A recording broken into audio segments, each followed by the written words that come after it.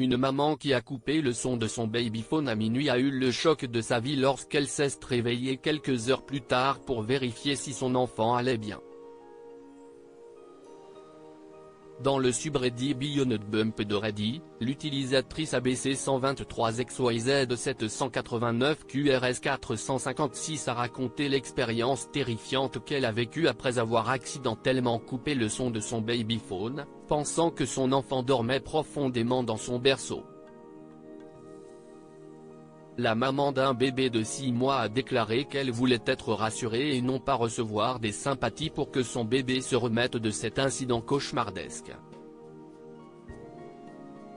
Ce soir-là, l'auteur du post original, OP, est sorti, laissant le bébé aux soins de sa mère.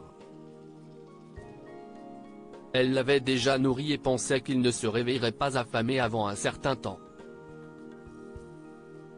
De retour chez elle vers 23 h, elle jette un coup d'œil dans la chambre de son fils. Le bébé dormait profondément, et ce, depuis 8h30. Sa mère lui a dit que le bambin avait à peine mangé ou bu avant de se coucher. La femme a cru que tout allait bien et a jeté un dernier coup d'œil dans la chambre de son fils avant de se coucher. Elle a fermé la porte et est repartie avec le babyphone. Vers minuit, ou probablement quelques heures plus tard, OP ne pouvait pas en être sûre, elle a entendu son bébé se déplacer dans son sommeil, mais elle ne s'en souvenait pas. Le lendemain matin, elle a senti un changement radical dans l'attitude de son bébé et était déstabilisée. Comme elle ne voulait pas déranger son mari, elle a désactivé le son du moniteur pendant quelques secondes, bien qu'elle se souvienne vaguement l'avoir fait, pour vérifier si son enfant était réveillé, puis elle l'a glissé sous son oreiller, ce qu'elle faisait souvent pour couper les parasites. Elle n'a réalisé que le lendemain qu'elle avait oublié d'activer le son du moniteur avant de se rendormir. Si est-il là que la situation s'est aggravée, comme le son du babyphone était coupé, personne n'entendait le bébé depuis la chambre et ne savait pas ce qui s'y passait. OP a sauté du lit vers 4 h du matin pour voir son bébé, car elle était consciente de ses récents réveils nocturnes. Cependant, elle est restée perplexe lorsqu'elle a jeté un coup d'œil dans le berceau. Le bébé était endormi dans un coin, mais OP était dérangé par la position de sommeil du bambin. Cela n'avait aucun sens pour elle au début. Il avait fait une rotation de 180 degrés et s'était retourné sur le ventre. OP était sûre que son garçon ne bougeait jamais dans son sommeil et a commencé à avoir des doutes. Elle a alors réalisé que son bébé ne bougeait habituellement dans son sommeil que lorsqu'il était réveillé et qu'il braillait. Le bébé a probablement crié et s'est beaucoup agité avant de s'endormir dans cette position. OP s'est reproché de ne pas avoir été là quand son bébé avait besoin d'elle.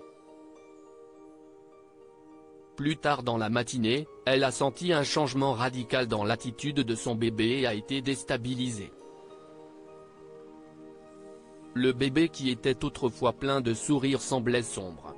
Il hésitait à tenir le doigt d'OP, et elle pensait que ses gestes étaient peu enthousiastes.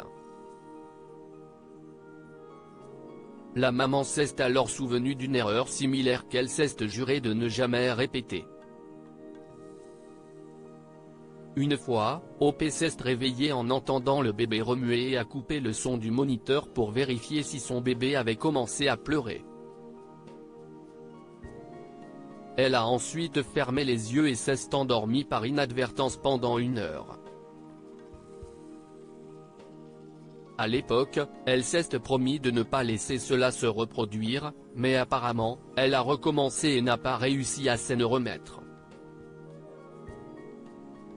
Prise au dépourvu, OP s'est rendue sur les médias sociaux pour confesser son erreur, car elle craignait que cela ait un impact à long terme sur son bébé et affecte amèrement leur relation. Les accidents arrivent. Excuse-toi et passe à autre chose. Je parie qu'il le fera. Un incident dans le contexte d'une relation saine, aimante et attachée ne va pas l'endommager ou nuire à votre relation. Bien que les gens lui aient assuré que son bébé irait bien, OP a déclaré qu'elle voulait s'assurer que sa négligence n'aurait aucun impact sur son bébé. Question à méditer, pensez-vous que l'incident aura un impact durable sur le bébé de OP? Certaines personnes lui ont dit que le bébé irait bien et que, comme il n'avait que 6 mois, il ne se souviendrait pas que OP l'avait laissé seul à pleurer et à mourir de faim pendant 4 longues heures la nuit.